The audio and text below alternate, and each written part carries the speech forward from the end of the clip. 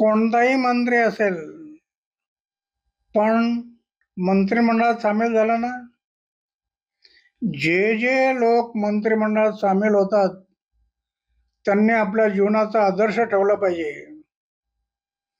तो आदर्श ठेवताना आपले आचार शुद्ध ठेवले पाहिजे, विचार शुद्ध ठेवले पाहिजे, जीवन निष्कलंक ठेवलं पाहिजे, जीवनात त्याग ठेवला पाहिजे, अपमान घडायची शक्ती पाहिजे. हे जनतेसमोर आदर्श जर ठेवला तर जनता त्यांचे अनुकरण करतील. तुम्हीच वाट सोडून जर चालला तर जनता कुठे जाणार आहे, देश कुठे जाणार आहे, याचा विचार करणं गरजेचं आहे. मंत्रिमंडळात राहून ज्यावेळेला आरोप होतात, एक क्षण सुद्धा पदावर राहणं दोष आहे. लगेच राजीनामा देऊन मोकळे झाले पाहिजे. चुकला ना, चूक झाली ना, लोक पाहतात ना. आता मला सत्य राहण्याची काही गरज नाही आणि मी राहू शकत नाही, म्हणून आपली जबाबदारी, आपलं कर्तव्य असं समजून पहिला राजीनामा देऊन मोकळा झाला पाहिजे. त्याला इमेज वाढेल. अरे मी बोलतो म्हणजे हवेत बोलत नाही.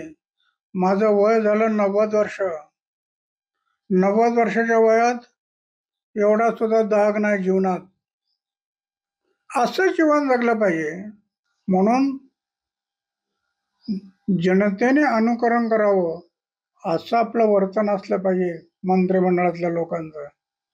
वास्तविक पाहता असे मंत्री जे मंत्रिमंडळात घेतात हे आधीच विचार करायला पाहिजे, कोण घ्यायला पाहिजे, कोण नाही घ्यायला पाहिजे. समाजाचे मुख्य म्हणून पुढे जाणारे लोक आहेत ना, ते नेहमी आचार शुद्ध, विचार शुद्ध असले पाहिजे.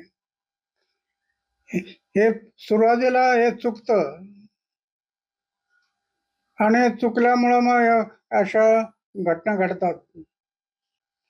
त्याच्यामुळं आमच्या राज्याचं नुकसान होतं, देशाचं नुकसान होतं, समाजाचं नुकसान होतं. याचा विचार करणं गरजेचं आहे.